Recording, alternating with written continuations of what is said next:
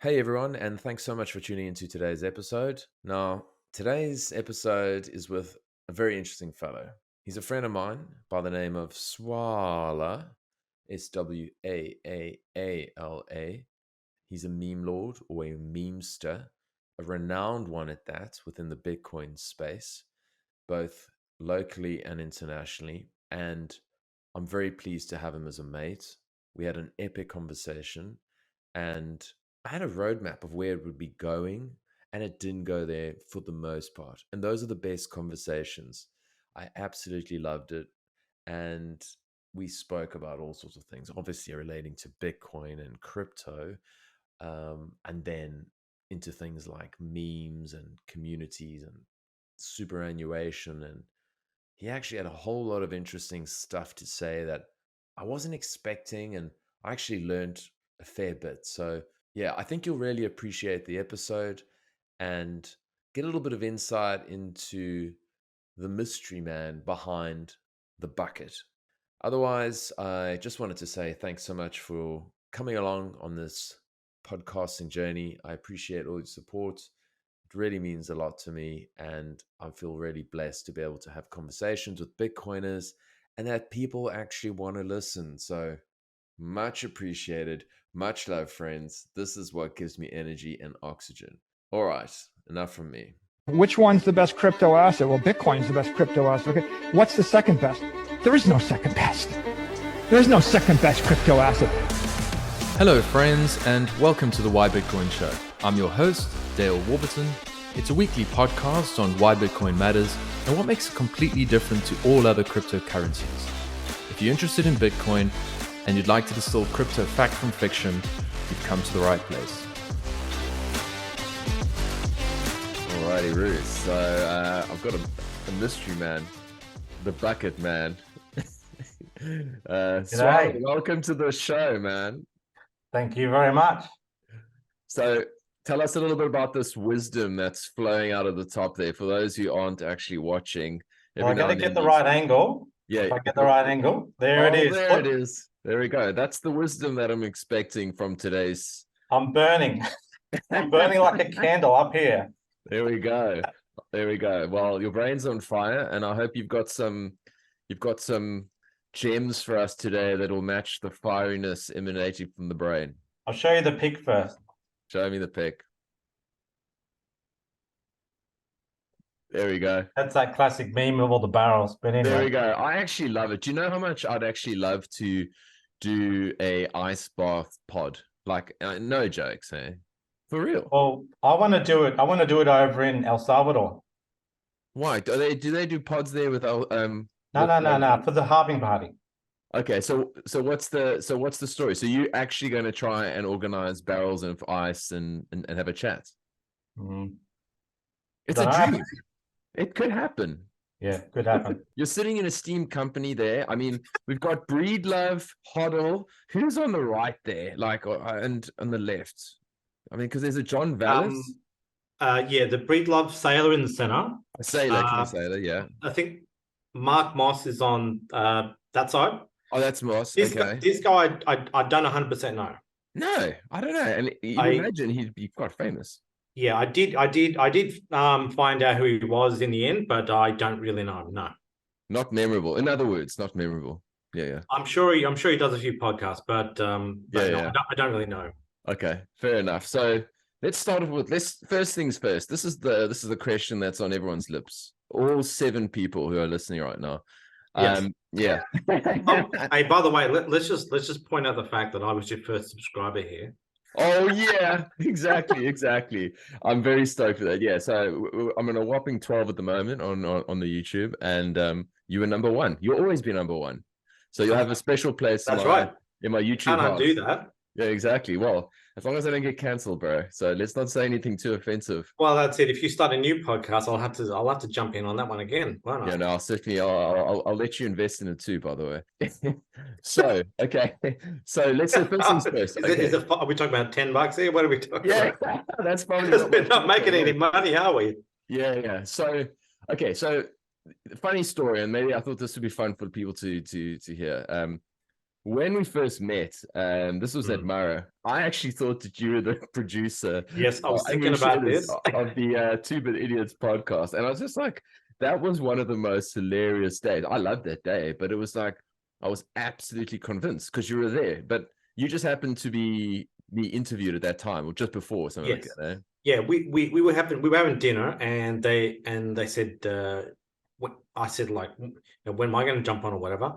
And they said, well, okay, we're good to go now. So we'll go over to there was like a palm tree over on the corner, and I did it. I had no shoes on at the time, and so I had a whole bunch of these bindies in my feet, and it was like killing me. Yeah. And I just sat there on the ground, and Brendo just started asking me a bunch of questions. Most of the sort of stuff I've answered before about, the bucket and all that sort of stuff. Yeah. And then Hat's come over and he says, oh, do you have any questions? And he said, oh, no, I don't have any questions. And then you came over and then he started. And I went, oh, there you go.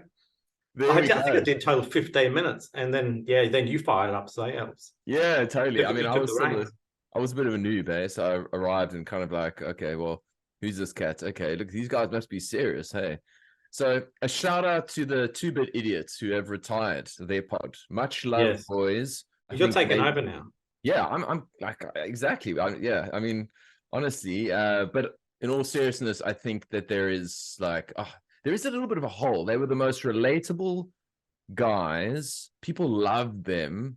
And I think they achieved so much in a relatively short space of time. So humble, like true plebs, maybe some of us in the podcasting world are trying to become quasi celebrities, but they just didn't give a shit about that. They're just in it for the mission and like real people. And I've actually got nothing but good things to say about those boys. So shout out to the Two Bit Idiots, and we'll put out a little liquor for the Two Bit Idiots podcast at Murray. Yeah, name dropping is good because it gets people keen. And the best thing is too, right, is when you do your show notes, you get to go and at all their names, and so you get the maximum amount of hits as possible. So, like, why not? I think we should just name drop people all through this entire episode. So you've a lot doing a lot of work with your homework, and you have to add as many people to come watch it as possible. I know that was their strategy. To tag people, but I haven't employed it to date, so maybe I could learn a thing or two. Okay, let's name drop. But anyway, okay, so let's start with this. Okay, the Swaaala. Okay, I remember asking you, but I don't think either of us were in the state that would result in a very clear memory on either part. So the Swaaala name. Let's just talk Swaaala. Like, what is this act? What does it actually mean? It doesn't mean anything. Okay. It's okay. So it's a sort of a derivative of my name. If you had nicknames when you were a kid or whatever like that, sometimes you might throw a bit of flair here and there. But when I was in my 20s and I started working at this one particular place, this one particular receptionist used to use my name in a very long, elongated, sort of stretched out name. Oh yeah. The Swaaala was in that name, so it just got tagged onto this really, really long, weird ass name. And so it doesn't really mean anything. I just adopted it for quite a while. Yeah, so I ran with that because it's good. It's a good anonymous name, and it's also memorable Original. to some degree as well. Yeah. But to some degree, it's actually been co-opted like about 5 years ago, which is not great. It got co-opted by a rap song. Okay. Dead set. Yeah. So I had this I've had this probably for about 20 years. This name, and I realized about 5 years ago that there was some sort of Drake video or something like that where they talk about Swaaala, and that's now being attributed to swallowing things. I don't know. Oh God. Okay. But that's got nothing to do with me. I did not create my name from that. No. Okay. But I'll reach out to Drake's people because I've got a blue check now, so I can do what I want, and we'll make it happen. Okay, we'll tell them to just get rid of that song, man. That's right. Get them to delete it. It's probably got about 10 million views, but anyway. Yeah, a strongly worded letter should do the trick, I think. Yeah. I'll send them my lawyers copyright breach. There we go. Okay, so that's the Swaaala story. Now, how long have you been in this Bitcoin world? Like, when did you get cracking? Like first, and maybe talk us just through that little journey because nobody gets it right away. Okay. I have plenty of sort of different experiences before all this, but I first got into Bitcoin. I first saw the price of Bitcoin in May March 2017 and mucked around trying to get onto Coinbase. Couldn't get on. I went over to the States, came back, and basically tried again and got approval in November 2017. So I was in there 1 month before it all crashed to hell. Beautiful. So that's the what do you call that? Where they throw you straight into the fire, straight off the bat. Yeah. As a trial by fire, basically. Trial by fire. That's it. Yeah. Okay. So you got into that. Okay. And what was so aside from the price action, was there anything about it like freedom technology, sound money, or like what angle did you come from it? Just like a greed angle, or? I knew nothing about it. Look, I first asked why the price was so damn high, because as far as I knew, most shares were like, $50 to $100, maybe $500. I'd never seen anything that was up in like the $3,500-$4,000 range. So it didn't make much sense. I started probably saw the price in March 2017. And I didn't do much about it. I tried to get on the Coinbase a bit there, and I couldn't get on the Coinbase. So I decided I would quickly go off and do my overseas trip, which was over to the States. When I came back, I tried again, got on the Coinbase in November 2017, and bought my first Bitcoin there. And that was about like 1 month before the 2017 bubble popped. So basically, I got straight into it at that point when the market was about to crash, so that stopped me up a little bit. But I didn't get into it from any freedom perspective. I didn't really know anything about it except for the price. That was all I knew. And so I had not heard about it prior. I'd never been told about it. I had no clues. And so I just started researching straight away on videos. And sorry, my cat is giving me the shits. Get off, cat. All right, bring your cat in. The cat wants to drink my drink. Okay, unacceptable. I know. Okay, so what videos were you watching though? Like, I mean, who were the initial influences that pushed you down the rabbit hole? Are you talking about other than the whole porn? Yeah. No, to tell you the truth, probably the earliest videos I probably saw, which kind of got me focused, was actually Andreas Antonopoulos on the Joe Rogan show. He did 1 or 2 episodes on Joe Rogan, which was done prior, like 2015 or 2014 or whatever. I watched them, and he was talking all about getting coins onto wallets and getting them secured off exchanges and stuff like that. And I took a lot from that, and I basically started instantly learning about the general part of how Bitcoin works. So yeah, I didn't spend a lot of time mucking around at all. Believe it or not, I moved my first set of coins into a wallet in about 2 weeks from the first time I purchased. So nice. I would consider that lightning fast. Not quite as fast as lightning, but yeah, agreed. Yes. But in comparison to some people who probably bought coins and left it on there for 4 years and never taken it off. Dude, 100%. I mean, I don't want to flex, but I may as well, just do a bit of a flex. I was so skeptical about the whole thing that before I even bought, I figured out how to withdraw. Like, I figured out that self-custody was the game. And I was terrified to have it sitting on, at that point, CoinSpot, because that was my trusted exchange. None of the Bitcoin-only exchanges were actually ranking on Google, unfortunately. And it was all the shitcoin casinos were popping up, and it seemed to be the most credible, apparently. And but that is quick, because I actually had a conversation with someone recently, and they've just had half a Bitcoin sitting on Luno. And this is a friend in South Africa, and I'm like, dude, get that shit off immediately. I'm like, I insist. Yeah. So that is pretty quick. So initially, like, number go up is interesting to you. Maybe you look at that and you go, okay. And then Andreas starts building from a foundational level, which is great, because a lot of people like me came in with Rail Pal and now Rug Pal and that kind of stuff. Like some of the Rug Pal. Ruggy. Yeah, exactly. I mean, I thought he was so good, hey? And then suddenly the NFT stuff began. I was like, whoa, boy. But yeah, so like you went straight to like the heavy hitter, which is just like, yeah, that's unusual, because I don't know many people that started relatively late that started with Andreas on Joe Rogan. I mean, and I'm shocked bloody Joe's not even a full-on Bitcoiner. Like well, I think he's trying to avoid it. Okay, is that the what? Yeah, Kind so of what's would. your I think take on that? Let's talk about that. because I think that like some people have discussed this, the fact that if he starts to bring it up, he knows that he will start to get you get thrown into a sort of a tunnel and you can't get back out of the tunnel ever again. So if you go out there and profess your love for Bitcoin and stuff like that, suddenly you kind of get to the point where you're not allowed to talk about anything else. Mm, I mean, okay. it's kind of where Sailor's stuck right now because he's been on so many damn podcasts.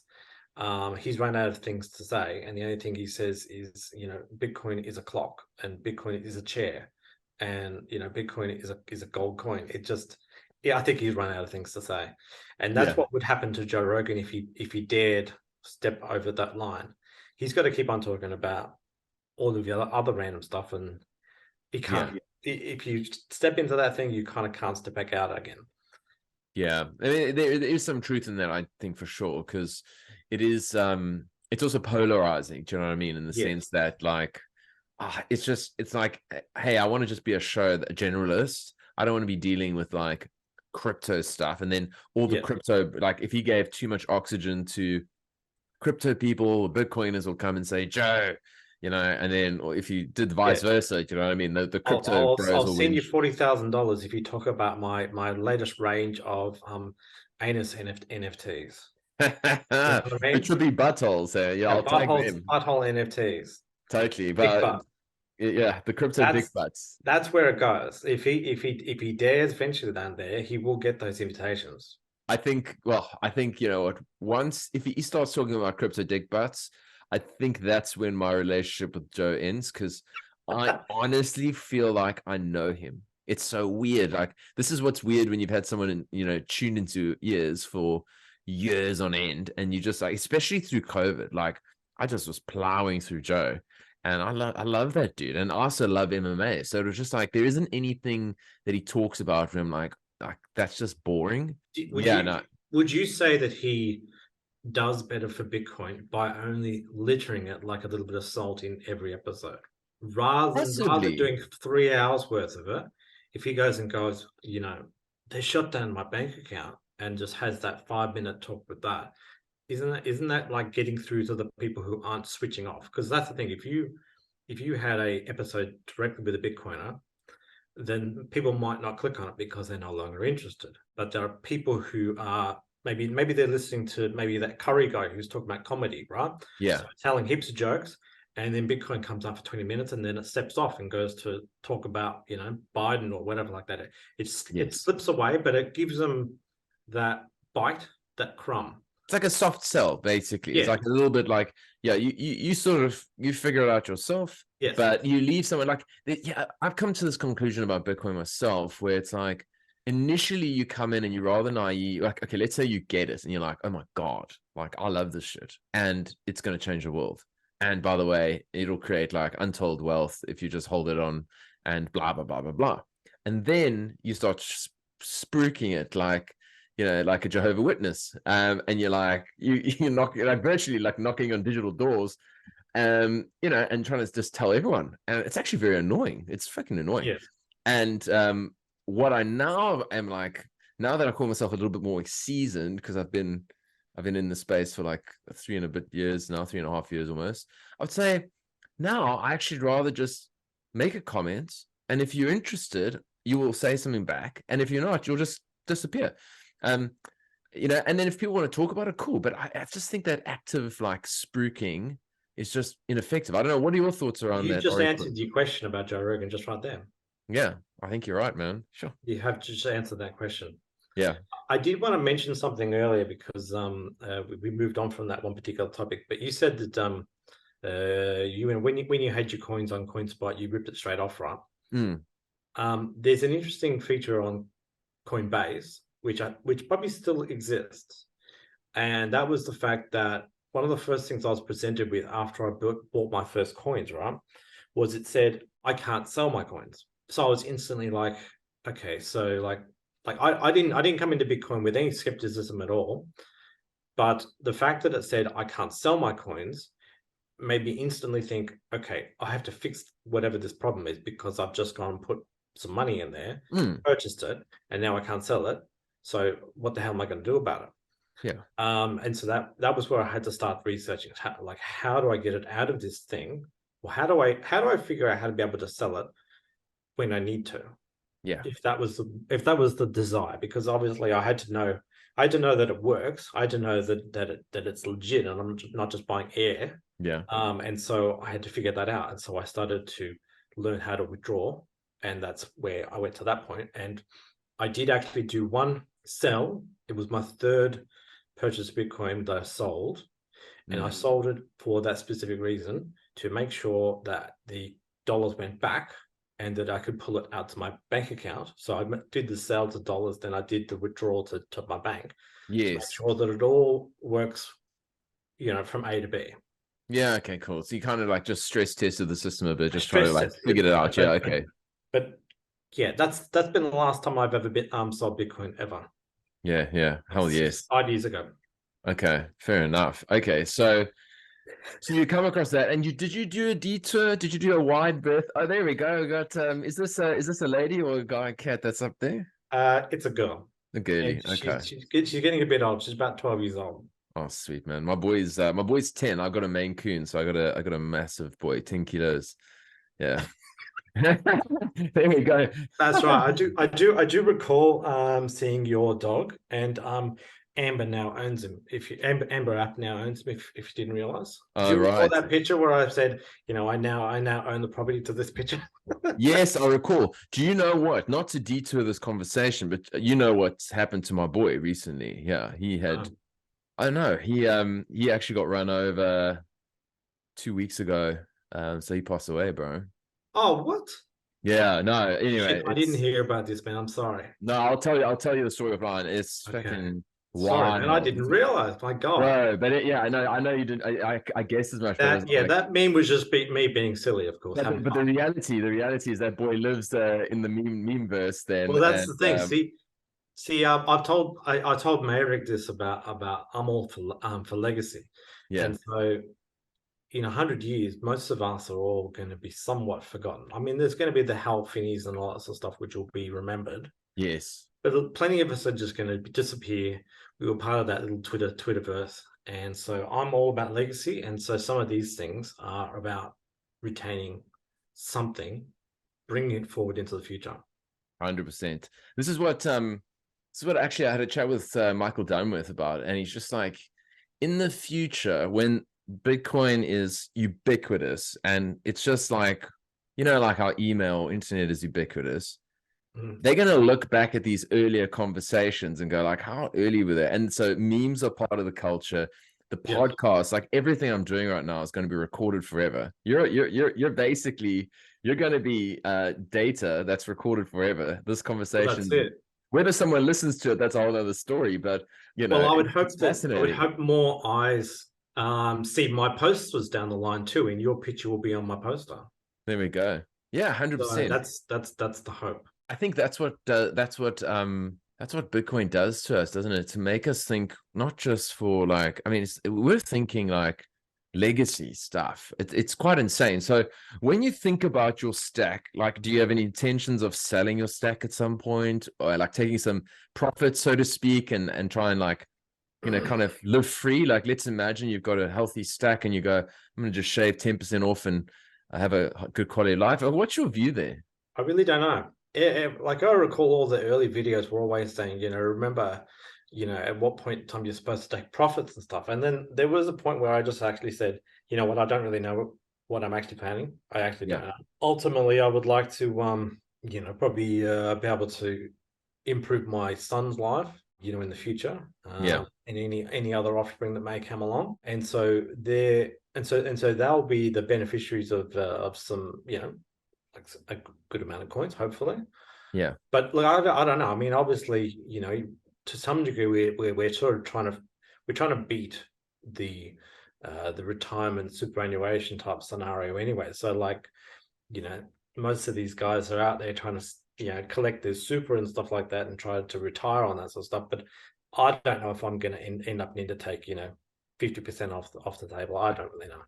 Yeah, it's hard to know. I have no intention on selling while I'm still while I've still got all my limbs and I'm still walking and stuff like that. So And you can still earn an income, yeah, if I basically. can continue to earn an income, I don't see any reason why I would need to go and touch it. The only times that I do touch it is the times when I actually have my spending stack, which is basically, paying for pizzas, buying tickets and like, Doing that silly sort of stuff online. So I do have a spending stack. So I don't like to be seen as someone who's just hoarding them all. But yeah, we spend every now and then. But yeah, yeah. it's No, that separate. makes sense. That makes sense. And I think what you were touching on there about like, superannuation or the pension fund scheme, that kind of it's the kind of compulsory contributions towards the sort of black hole in the future where other people are managing your money, they're charging a fee, you don't know what they're investing in, you ask them the question, they go, just trust me, bro, it's really good, don't worry about it, man. Yeah. And the reality is that Bitcoin is going to outperform every single one of them, not just like a little bit, by like a country mile. There's no second best, as it were. That's And the hope, because yeah, I see those, you see those ads in Australia, and I don't know if Americans wouldn't see this obviously, but you occasionally get the ads where someone's going up an escalator and one's going down an escalator. One person's going to get $400,000 when they retire, another one 500,000. It's like, whoop de do, $100,000 difference. mm, mm, Like I'm aiming, let's say we're aiming for something far better than that. yeah. Let's just not try to scratch the bottom of the barrel here. Let's actually try to set up ourselves for the future. Yeah, and future generations. I think that's really what this is part of this is about, is that Yeah, it is creating that sort of generational wealth, and that's something yeah, that people talk a lot about. And then, so that brings us to sort of the super side of things, as well as self, or the collaborative custody. So let's talk super now. Do you think that it makes sense for the average person here in Australia? And then I think in the States they've got like a Roth IRAs, which I think are the equivalents, where mm. you can basically stack Bitcoin there. Do you think that like makes sense as opposed to just a regular super, or you think everyone sort of has their own kind of approach and whatever they're comfortable with? That has to be tied with someone's risk tolerance.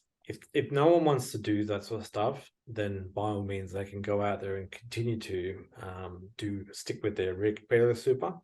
I think you kind of are taking a risk kind of doing this. While the upside might be pretty great, we don't 100% know what the market's going to say to us in 20 years, and whether or not those funds have to be liquidated because they say it's all banned in this country now. I don't know. Yeah. So Yeah, that's right. I don't think I'd be advising anyone to go and get super if they're not like one of us, like a hardcore Bitcoiner who knows exactly what it's doing. Yeah. If they're not, I would only recommend like what Peter Dunworth does. I probably wouldn't go more than 2% holdings in someone's something as funds. So Yeah. if they wanted to go and get 60% American shares and 40% Australian shares or whatever, that's fine. Yeah. But no, not like the way we would do. So yeah. Yeah, I think one of the things we come to realize as Bitcoiners is that sort of volatility and risk are not the same thing, whereas that tends to be how traditional finance looks at things. Yes. And so I actually when I talk about like Bitcoin as risky, I'm the subtext there is that it's volatile. I don't think it is risky. I think I can trust it. I can trust it because there's no people there, Yes. that it's programmatically scarce, etc. But the the volatility, if you don't have conviction, will slaughter you. You will lose sleep. And I just tend to say to people like, look, if you're losing sleep, you've got to adjust your position. That's like you're overweight if you're losing sleep about any position you have in your investment portfolio. Yeah. Well, I certainly haven't lost any sleep doing this sort of stuff, except for the fact that I'm up doing memes at like 2 o'clock in the morning. But apart from that, no. Yes, if someone doesn't have the tolerance to be able to deal with volatility, yeah, they should not get into it. But no, I don't really worry about the volatility per se. I worry more about if it was worrying about super, it would be about how the self-managed super funds basically view Bitcoin. That's all. So we don't 100% know if they deem us to be like kind of like the 6102 gold reclaim, right? So how they basically said we want you to go out there and sell all your gold at $20 an ounce or something like that, and you've got what 2 months to achieve that sale. That I don't 100% know about whether or not they'll turn the heads on super and come past and say, well, you have to liquidate it all, because we don't consider Bitcoin to be something that should be in your portfolio anymore. So what could happen in the Yeah, future? what could happen? Yes, I agree with you. They could say, look, all you selfish Bitcoiners, you've sucked a lot of capital out of the fiat system. We've got all these old folks who need to retire. We need to pay Yes. all these expenses. Don't you care about the poor, you selfish sons of bitches? So Yes, yes, you need to exactly. sell. Okay, so You become the 3% who hasn't got one in the arm. So exactly. say, well, your kids killed grandma because you didn't have the same crappy superannuation fund as everyone else did. Yeah, exactly. So now that's when that happens, that's when the rubber hits the road. And that's when, okay, Bitcoiners will need to go, how vested am I in remaining in this country? That's literally what it will come up to. And, I would never advise anybody to, withdraw from their super prematurely. You'll basically become a criminal or, have huge civil penalties. I don't know what they are. I'm not interested in that stuff. But at that point, people at least have that ability to control it themselves and go, okay, Australia's told me to do this. I've got 20 other countries that are saying Bitcoin is welcome, no capital gains, et cetera, et cetera, et cetera. I have the means. I don't have any emotional ties anymore, and we're going to pack it up. Sorry. Yeah. Cheers, Australia. But that's what they can do. That's what they can do. And it is a threat. And I think that they will not like the self-custody model in the future. I see an ETF becoming part of it. It's like, it has to be part of it. Yeah, well, that's the thing. Maybe it might end up transitioning. Maybe it might get to the point, and I would hate for it to do this, but you may end up having to, if you have to liquidate, maybe you have to go and buy the ETF instead. I don't know, but I would hope that none of this sort of stuff has to come to pass. Absolutely. No, 100%. In relation to doing a runner, like I know that you've already fled one country already. Yeah. But do you have any kids? You probably don't. No, but I think therein lies the Yeah. roots. Yeah. See, that's the thing. I'm in a lot of ways, I'm kind of stuck from the fact that I've got, I got a boy and he's got a mother, and then the relationship just continuously connects out like a spider web. Yeah. It's hard to escape when you have some family ties back here in this country. That's spot on. Yeah. Can you hear me now still? Yeah, I can hear you just fine. God, I've got this really fancy mic set up, and I tell you what, like I'm just an absolute idiot because like I've only just figured out how to start working out, and it is maybe that's Well, why I'm hoping my new mic is working out quite nice. Dude, yours is working out like a dream. I mean, right. Yeah. Okay, so I think I asked you this maybe before we kind of went off on something else, but the nature of the show is, well, the intent was always to go, like, I mean, I was personally scarred and abused by crypto, and it literally like pains me, like crypto dick butts and trippy butthole NFTs are the quintessential soul of crypto for me. I absolutely can't. I get triggered. So you spoke earlier about jumping into Bitcoin. Talk to us now a little bit about like whether you've dabbled in shitcoinery, and then we can talk a little bit about how you look at crypto, everything else. Yeah, I certainly did have a past with shitcoinery, because when I joined Coinbase, they had the trio of goods, which is basically the Bitcoin, Ethereum, and Litecoin. So I did go out there and buy a little bit of each. That way, I had that trio of goods. Naturally, once I started to find some of the more Australian exchanges, you see all the casino numbers just popping off all the time, and you're seeing something that just went 20%, and you go, "Why didn't I have some of that?" Yeah, it happens all the time. I'm sure it's happened to plenty of people. And there was a point in time when I guess to some degree, you would go out there and get a little bit of this, get a little bit of that, thinking, you could spread yourself and have a bit of fun with it all. But sometimes you find yourself, you bought something and that one particular coin dropped, and then the other one that you didn't think about buying yesterday popped off. And then you get to that point where you are constantly fighting with internally with the fact that you can never continuously chase these bolting horses. You just don't know which one's going where. So some horses will bolt, and then the other one will break the ankle, and you have to take it out the back and shoot it in the head. So, so then what are you going to do? I love it. You end up with, micromanaging portfolios. You got $100 here, you got $20 there, you got $5 there. The one that you got $5 of moons, and the one that you've got $100 of doesn't do anything. Yeah. And so you're putting a little bit here, a little bit there, a little bit there to catch up, and then suddenly the whole market started to crash, right? So throughout 2018, most of the things I had went pretty much down like 90 to 95%. And so to some degree, I was looking at them, if I put like say $200 in, I was looking like $15, in that particular coin. And I goes, well, if I just put another $15 on, I guess because I've doubled my stack, but then it never really went up. Yeah. So you're always putting on more money to see if you can multiply your stack, and you find yourself not very focused. If you're putting on $5 on a whole bunch of things, whereas you could be putting on like $400 on one particular thing, you get yourself so sidetracked, and you're always in a state of chaos. Absolutely.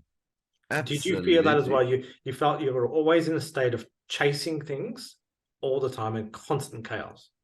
You know what? So I had about 4 months of shitcoinery, literally, and I bought, I think, about 6 or 7, and I bought them without thought, on the fly, because I was checking and I know this. I remember this so distinctly. We were in McLaren Vale, this epic wine region in South Australia. I recommend it to anyone. It's like one of my favorite parts of Australia, and it's like we were out there, and I think we were having some lunch, and things were running hard. This is now, I think, around like, this is like mid 21, sort of coming up. So like we had the crash, and now things were starting to run again. And I thought, okay, that was just a dip. We're going to come back. Why don't I just buy all these shit coins, and we'll see, because they'll outrun Bitcoin. I mean, that's how it works, right? And 4 months later, and I got a sports token. I got something called Algorand. So Chili's was the sports one. It's like, sports tokens. And it's like, not because I have conviction. It's like literally just a number on a screen. Like, I want to see this go up. And I also thought I must get 1 ETH, like you need to have a round number, of it. You can't just have like 0.2. I know what you mean about getting round numbers. Yeah. Yeah, it's weird. So like a friend of mine was like, I want 1 ETH and 1 Bitcoin. And like, so I'm hedging my risks. I'm like, fuck, that's not, now in hindsight, that's silly. But anyway, 4 months later, they're all down quite dramatically. And I'm thinking to myself, I'm fuming, because I've listened, I've heard so much content. There's no one credible talking about this other bullshit. Not one person. I'm just a greedy little pig. And I decided to go on this little mission because I'm smarter than everyone else, and it didn't work. It was absolutely retarded. And I was fuming, and I just thought, I did, how people rage quit Twitter?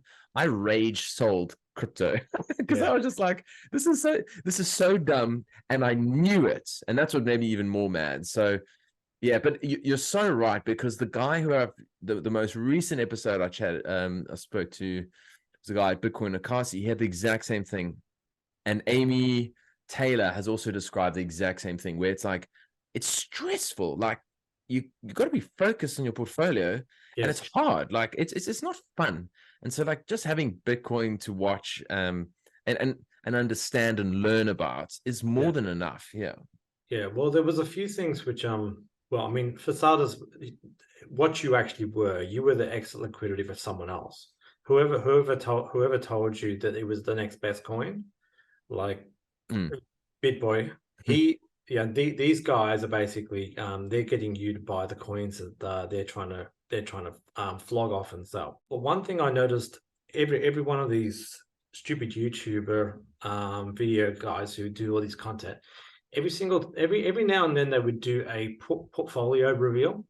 Mm, and they would show a percentage of how many particular coins they would have.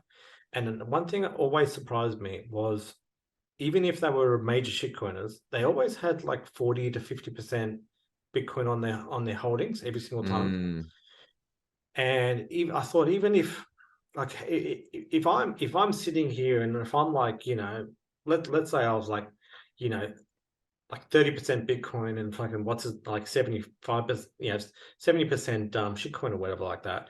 And I was looking at these guys who I was stupidly listening to, and they were all like 50 to 60% Bitcoin. I was like, so wait a minute. So what's going on there? How come these guys have all got a fairly heavy position in Bitcoin anyway? mm.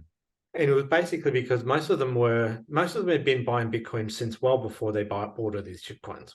And so they started to increase their stack, but ultimately they've had Bitcoin from 2014 or whatever like that, and that Bitcoin is way outperformed everything that they now got on their portfolios. Makes And so sense.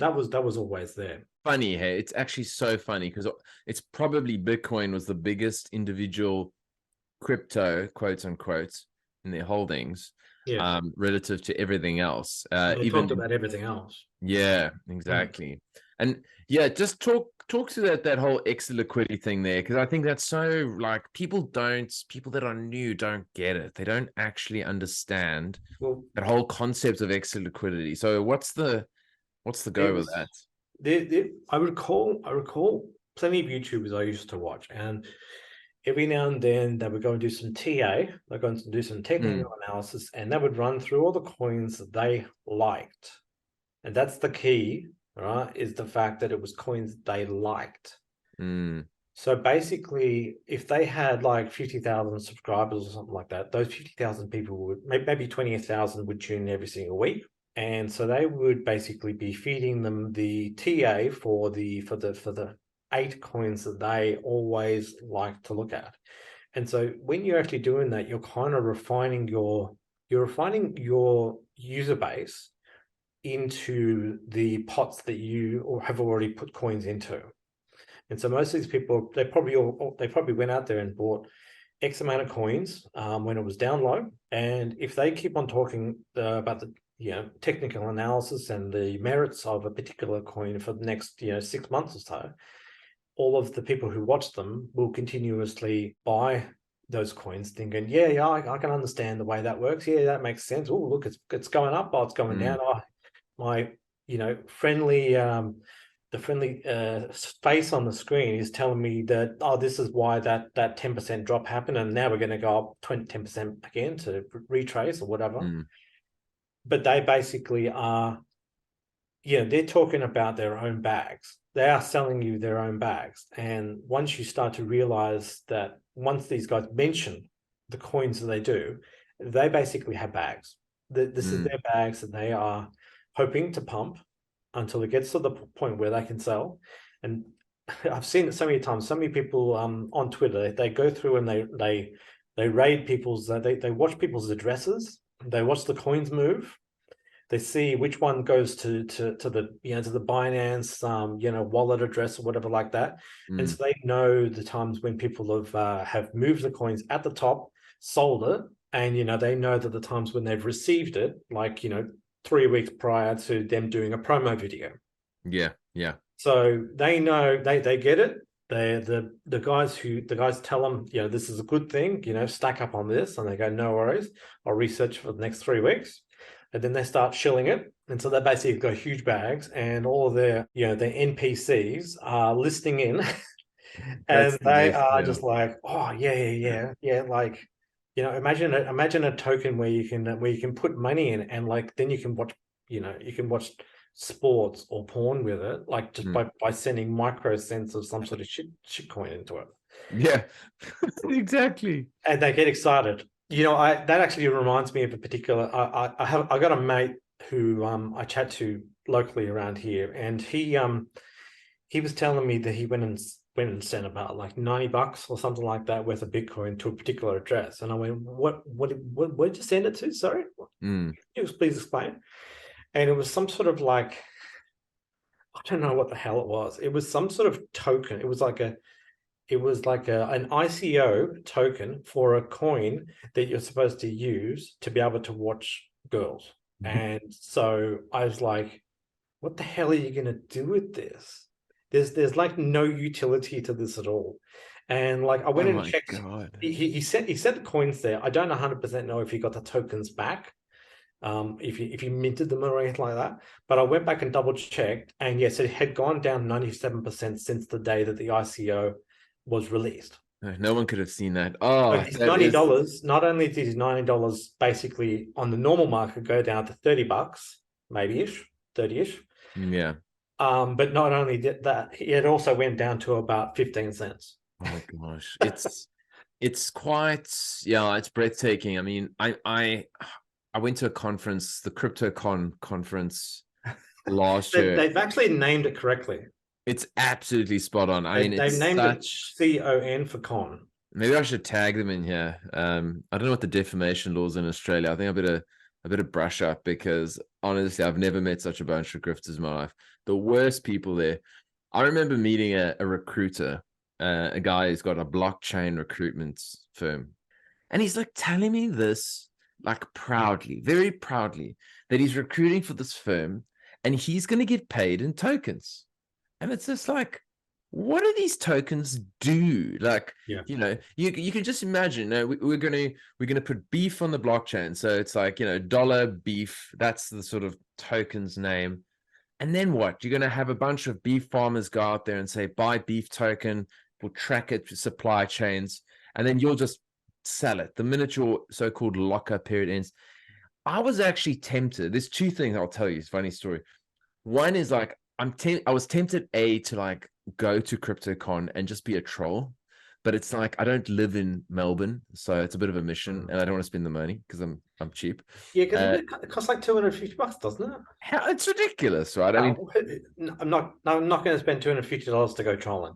no. I thought of doing like a GoFundMe with Bitcoiners, but I thought they'll probably say, look, you can find better uses of your time. Yeah. But yeah, so that was the one thing. The other thing is like, so I've got a few bullshit social media accounts that aren't my real name. I'm actually known as Jeffrey. I won't go into that. G'day, Jeff. Jeffrey, yeah, I love it. It's a funny name. My name's Hungry. There you go. I'm hungry. Hello. My name's Jeff. So there was. Wait a minute. Hold on a second. Wait. Yeah. You can't just walk away from that. No. Yeah. So now you have to say what they said on 22 Jump Street. Oh God, no! I don't know, Jeffrey. Oh wait, my name is Jeff. Oh God. I've got your coffin. There we go. Okay, that's Jeff. Okay, so where was that? So Jeffrey gets a ton of ads, right? Because Jeffrey, I can't handle it now. Jeffrey is an Egyptologist, sort of does lesbian dance theory. I just want all the algos to be a total wreck. Okay, so I get the worst ads. I speak German. I do all this kind of stuff, and I actually I'm head janitor at Microsoft. It's stuff like that. It's just so funny. And that's a good qualification. That is. It's pretty. Yeah, it's high quality. I get inside. You get to sleep in the car park, don't you? Oh, from time to time, and also get to see what old Bill's up to. But no. So Jeffrey gets a lot of ads for crypto, right? And so I get this thing, and I don't know what I was thinking, but I just put in my details, and I've got another fake guy from Friends. I don't know if you remember Joey's fake persona. Oh yes. His name's Ken Adams, right? So Ken Adams is my guy. So Ken Adams fills in, and I gave him like my actual number.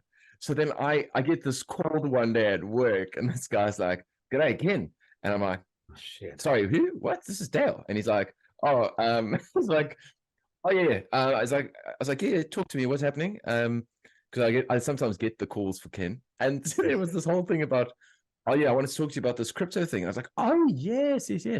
They've been texting me all about this, like, are you sick of your 9 to 5? And I'm like so tempted to do a Zoom call and just like record it and just like expose the whole thing. Cause it's just like, it's such blatant grifting, and it's so obviously dishonest. Like, I just don't know how people, like, I can't believe people plow their energy into that and they can't just find something positive to do with their lives. Cause it's like so obvious. Yeah. It's mind blowing. It's just so much money to be made out of just taking out of people's pockets. Yeah. Anyway, that blows my mind. Okay, let's talk. I've actually been to. I've had quite a few funny instances actually. I got invited to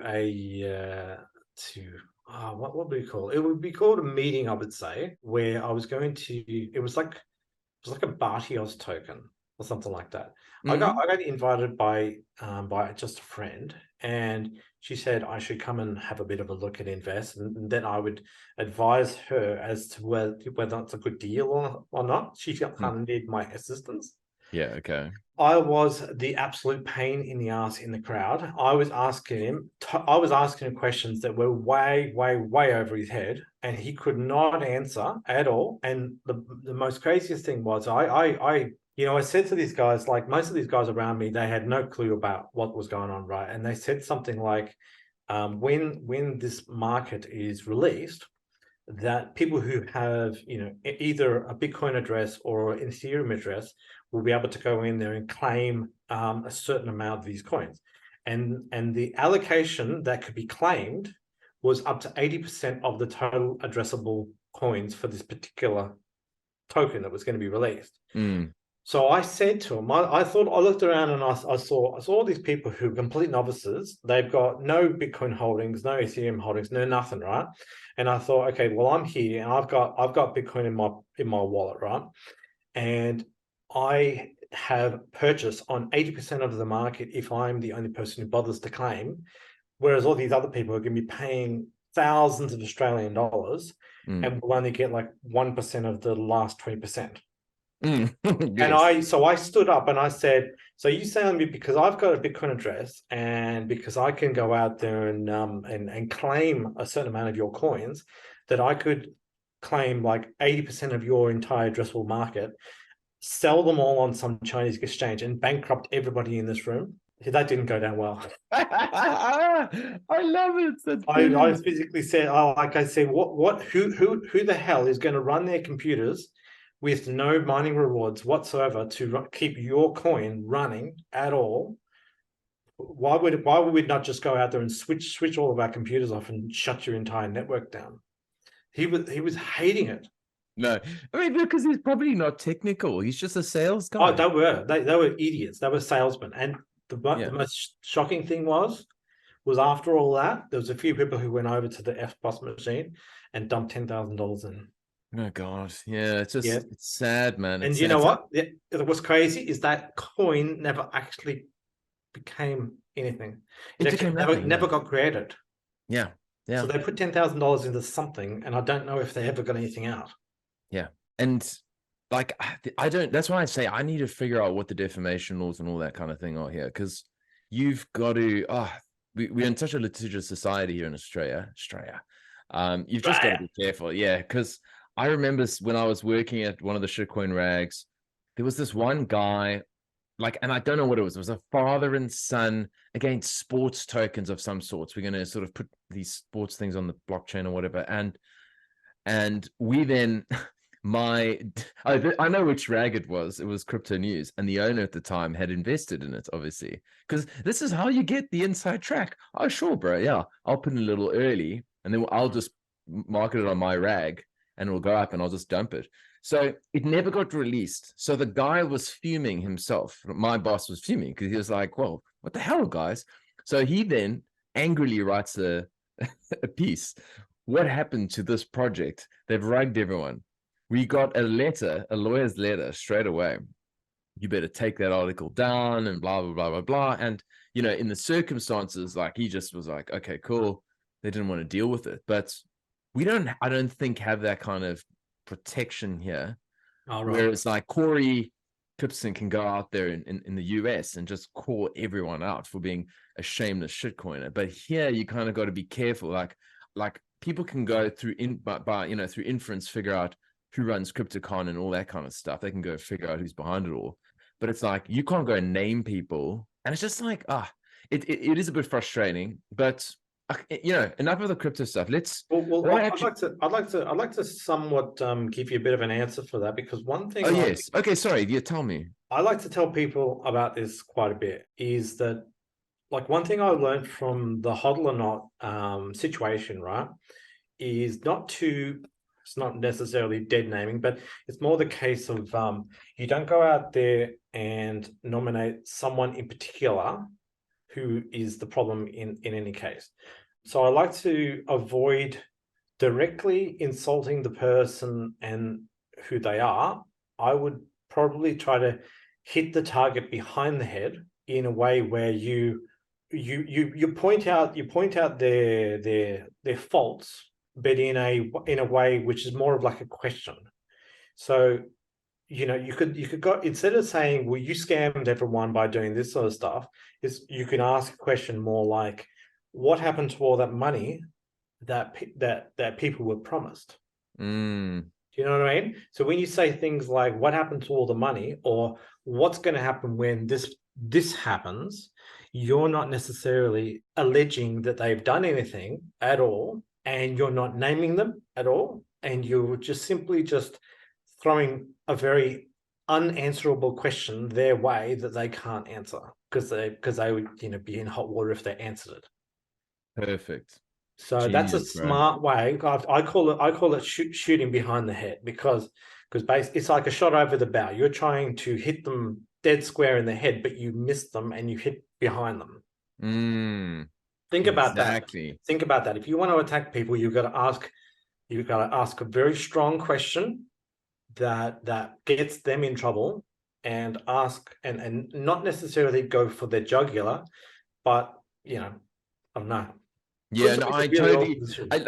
I'll give you an example with this whole CryptoCon thing, because I think it's full of scammers. So the question posed is, what level of due diligence do you perform in determining whether or not the exhibitors have the user's best interests at heart and are acting in good faith? Well, there you go. That's a question. Because it's a question, and I know what the answer is. Zero. So, they just simply won't answer. No, exactly. But no, that's great, man. I think, and here's what's so funny is you doing like lawyer work, and I'm supposed to be the one who's a lawyer. So it's like, are you joking? Well done. That's brilliant. Well, I'm not. Well, look, I don't know much about the law, but I certainly feel that I learned certainly from Hodden Law, because of the fact that he spent like days or something like that, basically saying someone was a particular scammer, and you see, I just didn't say anything just then, right? And so he was saying someone was a scammer. He went out there and got himself in trouble because heaps of people screenshotted it, recorded it, all that sort of stuff. Yeah. And so if you ask in a very, very awkward question, something that puts them in an ice bath, that can really just what you got to do is you got to cut at the ankles. You got to drain away the sand from underneath them. There we go. I love these analogies. Yes, no, exactly. Okay, that's some good wisdom. I didn't expect wisdom from you today in that regard. Yeah. Okay. I know. I've got a lot. I do a lot of trash talking, but it's true. I'm mature now, so I think about things. No, that makes sense. All right, so we've traveled down the crypto path, and now I just want to check in on this aspect, because I actually, when we were chatting about doing this interview, I was like, hey, shit, I didn't know this guy has like 5,000 plus followers. He's like he's a bit of a celeb in the Aussie world. I mean, we're not a huge market, and I was like clicking, okay, followers, and I'm like, these are all Bitcoiners. Like, I'm looking at them, there's like a lot of them, like there's a lot of you I don't know. And I'm wondering, like, how did you become the self-proclaimed meme lord of Bitcoin? Self-become meme lord. That's the thing. Self-proclaimed. So, don't you call yourself a meme lord? Yes. Yeah. So I mean, self-proclaimed. Yeah. I think in a lot of ways, I'm one of quite a few memesters in Australia. So I would consider Sven to be someone who does, obviously, he puts his memes together and stuff like that. Yeah. I've sometimes seen memes come out of Rory Highside sometimes. But there's not a. There's that guy who dresses up in like an astronaut's outfit, but he's one of the crypto guys. So there's not that many meme lords in Australia. So I guess I hold that badge because it's probably the only one I said on Merrick's, or no, I actually said on Tribe Talks that I can't get above anyone from like a macro perspective. I can't get any above anyone from a technical perspective. So what is my avenue? My avenue is just to make jokes, and I always want to make jokes. It's because it's just fun. And Yeah. I think that like I said, I've said at one of the Bitcoin bashes that the best way that you can attack someone is with comedy. You've got to make it funny, and sometimes it might be awkward for them. So yeah. That makes sense. Awesome. And did you teach yourself how to just put together all the memes and all that jazz? I mean, like, Yeah. In most cases, I just only know the very basics in sort of like putting together videos and putting together Photoshop jobs. yeah. I'd certainly like to learn a lot more, because I think most of mine look rather crude in comparison to other people's work. But at the same time, there are other memes where I deliberately make it look terrible. Yes. Because sometimes when it looks terrible, it's actually funnier than when it's clean. 100%. That's what I was going to say. Like sometimes when they look deliberately a bit shit, they're actually more effective.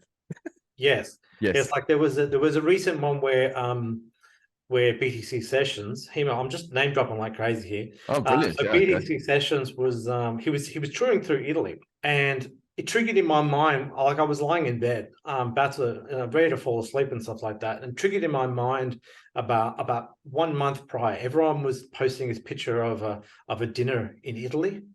And it was like, I love being in Russia this time of the year or something like that. Yeah. And I just thought, this location that everyone was memeing about a month ago is pretty much the same location as where Ben is staying right now.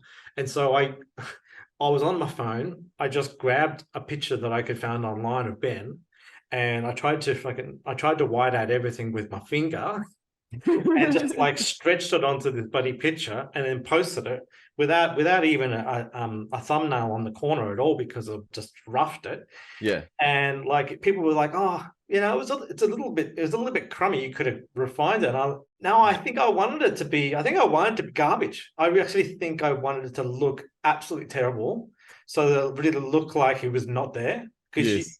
Because if I did it too perfect, people would think that it is him and he's actually sitting there. But by being Yes. trashy, Yes. he knows that I'm lying. I'm fucking around. So the power of memes when it comes to Bitcoin, what do you think the whole essence is though? Because I mean, there's also having a laugh, but I think there's also, I didn't actually quite understand the importance of memes until I think it was COVID, when it's really like, I mean, then I became a digital madman. Well, that's it. And that's where I really got it. I don't know if you remember that one where there's this person in sort of a wheelchair, grotesquely overweight, with a mask on. Yes. And then it's like pointing to this chiseled guy, like, put Yes. your mask on, you're killing me. Exactly. Kind of thing. Yeah. It's about telling the truth in a way that people can relate to. Yeah. And what I like to think about is the fact that I've told Izzy this before, but back in the days when we had a king on a throne, right? The king, if he saw a peasant who didn't bring in enough corn or something like that, off with his head, chop, right? Or like the knight who failed at war, put him in prison, right? But the joker would sit beside him and make fun of everybody around them, and they would say, continue doing your work. And so the person who makes the most amount of jokes sometimes can go right up to the king and almost like make fun of everybody at the same time without going into jail or losing his head. Quite literally getting away with murder. Quite literally getting away with extreme damage. Of murder, yeah. Causing extremely devastating reputational damage, and doesn't get in any trouble for it because it's funny. Yeah. It's quite. I think humor is quite powerful in that way. Oh, it is, and it's humor is what I use to sprinkle my life with, because things happen in life that are just, if you can't laugh at it, you'll cry. So honestly, it's one of the few things I think, like, it's actually one of the things that drew my wife and I together was like humor. Oh, really? The Office. We started watching, David Brent, the British Office, and like and we especially right in the beginning, we watched a lot of Friends together, and we just were in hysterics laughing, and we just keep each other laughing because it's so important, especially in this day and age of so much like there's so much negativity. You really can get wrapped up in stuff. So it's definitely worth keeping a sense of humor through thick and thin, because I think it's a critical part of life. Yeah. So she didn't come on board because of your rugged good looks then. No, it wasn't the looks. You know what? The thing is, if you spoke to her at the time because we met like I don't say that long before, but we were introduced before, and there was this whole like we dated for like maybe 2 weeks, and then she wasn't over her ex and all the whole spiel. 3 years later, I come back from the US.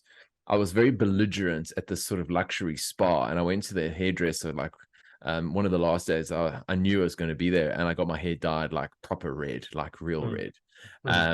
And so the manager comes in and goes, Dale, what the hell were you thinking? So I was like, I wasn't thinking, I'm just being a belligerent shithead. I'm sorry. I just thought it'd be funny. So I came back with this horrible hair. My wife called it like clown hair. She was like, Oh, you never no. looked more unattractive. Like you actually were horrific. So it was nothing to do with the looks. It was actually Was it heavy humor. red, was it? A It was real red? pure red. It was Oh, like, God. I went to like a metal concert, and I did it for that, and it looked like absolute hell. And I had long hair at the time, so it was like, yeah, I thought it looked sexy at the time, but apparently it was more like clown hair. Yeah. So yeah, but so my last question, man, before we wrap up. So we're in a bit of a lull. It feels like we've been. I mean, this is my first real bear market, in the sense that it's just feel like it's gone on forever. What aspects of Bitcoin is that sort of keeps you sort of so drawn to the space? Like, why do you go to these bush bashes, and why do you sit on Tribe Talk, and what is it about all of this Bitcoinery that like keeps you coming back? Because the price action is not the reason, clearly. Well, to describe the 2018 bear market first, right?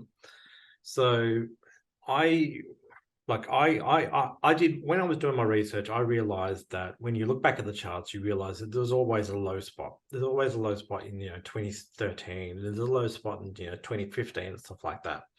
So I knew that something would eventually happen, and so I needed to stick around and stack while I could, because I knew that the opportunity would change eventually, where it would run and then you would miss out on certain things. So I knew that I had to be there. So I had to continuously stay.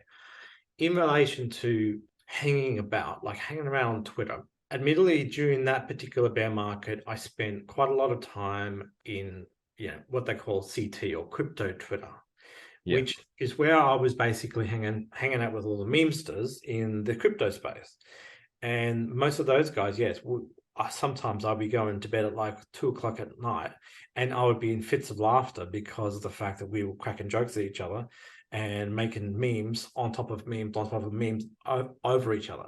But to some degree, I obviously started to focus a bit more on Bitcoin, and I started to see that those guys were sort of still mucking around. They were still dabbling in all these random coins and making a mess. And I started to mature out of that. And I no longer saw what they saw as being all that funny anymore. And now I'm obviously in the Bitcoin area making memes with them. And some of the memesters from crypto Twitter from back then have moved over just like me.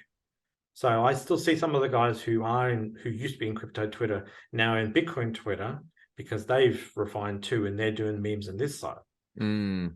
So there is a small amount of like gravestones back in the old crypto Twitter where nobody retraces those particular things anymore. Yeah. But now I can see even more stronger now that the Bitcoin Twitter guys are some of the best memers, because they are. Well, most Bitcoiners are pretty good at critical thinking, and critical thinking is sometimes where you come up with some of the most like smartest ideas, and that's what brings together some of the biggest laughs, no doubt about it. And I now look back at some of the other stuff, and like most of the stuff was just in-house sort of joking. It wasn't necessarily talking about the assets that they were trying to get. It It was more about just that, like knocking about. I see most of the crypto space as being basically dead on the meme perspective. They have no ability to. They don't fight. WEF, the World Economic Yeah, Forum, things like yeah, yeah, that. yeah, They yeah, don't fight, the health people. They don't fight the presidents and the prime ministers and stuff. They don't yeah. fight any of those sorts of people. They don't make memes about them at all. But Bitcoin Twitter does. We're at the pointy end of the spear, directly attacking the top. And like I have an absolute ball listening to most of these guys, and I'm happy to say that I personally hope that I've made a good, maybe 400 friends out of the whole thing, really, because Mm, I didn't really have that many friends back about 10 years ago because they were all starting to fade away. But now, I know a good 80 people who go to bush bashes, yeah. and I'm probably connected with another, 200 odd people globally. And man, I can't wait to go to the buddy halving party over in El Salvador too, because I'll be able to go and hang out with all at least 100 of the top notch guys internationally. So that'd be really good. Wow. That's epic, man. And I can totally resonate with that. Hey, it's just like, yeah, I mean, being a migrant, don't have a lot of like, natural mates, Yes. you come there and I mean, Bitcoin people are my mates, man. And I was at Yes. McCormick's thing in Sydney recently for the What Bitcoin Did event. And I loved it, man. It's just like, I mean, and the content was good, but it was just like also it's like the Bush Bash.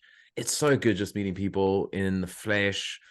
And it's like, the critical thinkers, the smart people, we support each other. I mean, there's different people, there's different views. I'm sure there'll be spats here and there, but for the most part, like I've just met some of the most magic people, and it's what makes Australia feel like home, man. And if I don't know if I would be here long term. I couldn't see myself here long term if I didn't have my Bitcoin mates, Mm. because now I've met so many of them in the flesh, and I feel like they're real people. And maybe I don't see them or speak to them all the time, but when I do, I'm like, I feel like I'm at a wedding, like I'm loving life.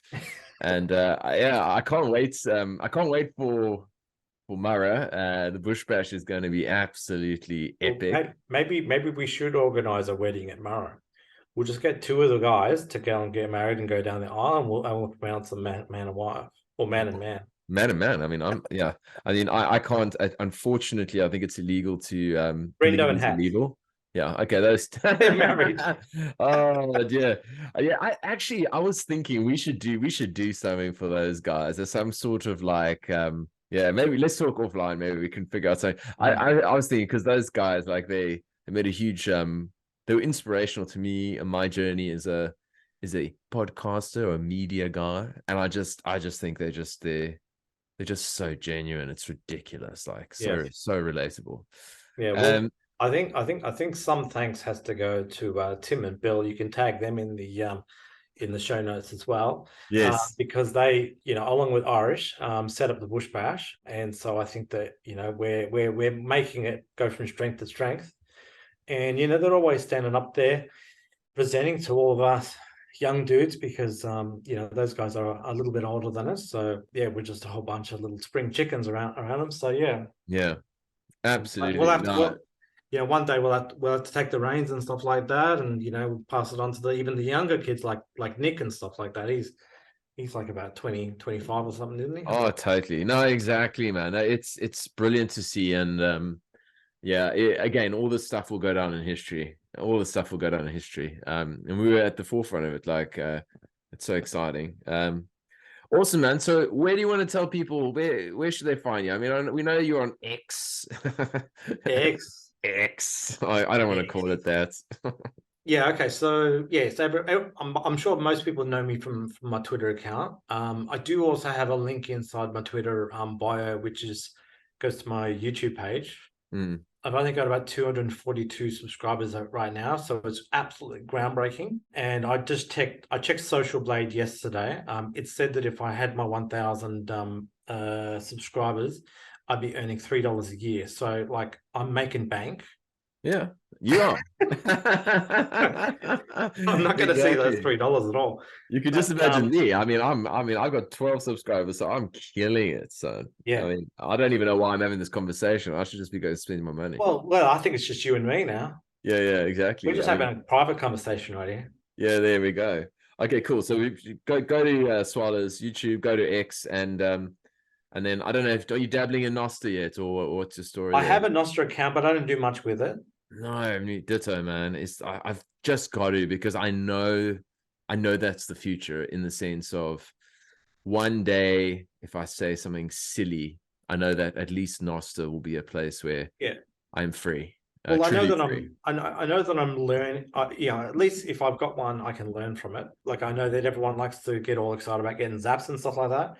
I don't think I've got enough following to be able to go and get any zaps, if at all. But like one of the things that the ICO offender said, Yellow, he said that and I totally agree with this. This is the reason why I didn't go on a Nostr for a while there, was that well, there's only a small group of people over there. I don't know if it's like 5,000 people right now or something like that, but they all are yes men. They all love exactly what you love. There's nobody's going to tell you to go and get stuffed. So in the open on the open internet, the part of Twitter where everyone else is, that's where you can attack.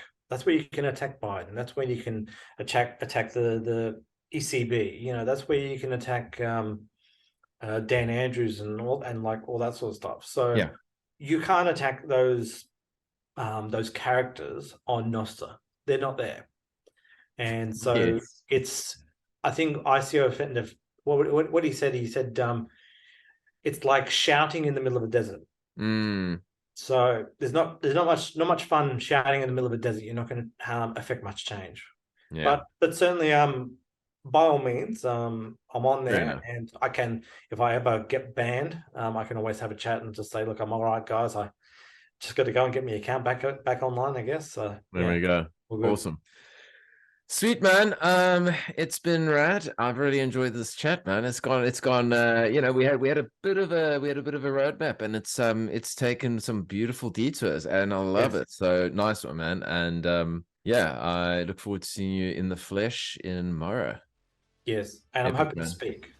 Yeah, okay, I plan brilliant. to speak. Awesome, dude. Okay. All right, Swaaala, you champion. Appreciate you, Okay. man. And we'll talk soon. Thanks for getting me on, Dale. Cheers, bro. You're welcome, So, man. Yeah. Thanks for listening to today's episode. I hope you enjoyed the conversation and that you got some value out of it. Either way, hit me up on Twitter and let me know what you think. My handle is Dale21M. If you've got any suggestions as to people you think I should be talking to or topics I should address too, I would love that sort of feedback. Otherwise, if you want to support the show, there's a couple different ways you can do that. The first is just to share it amongst your friends and family. The more that people hear the message that Bitcoin and crypto are not the same thing, the better. And I want to help people understand that. The second thing you can do is give me a 5-star review on whichever podcast app you're using. Of course, that's only if I deserve it. And last but not least, if you want to stream sats my way via the Fountain app, I'm not going to say no, but it's not expected. Thank you so much for your support thus far. It means the world to me. I appreciate the hell out of you, and the best is yet to come. Much love, friends. I'll see you on the other side.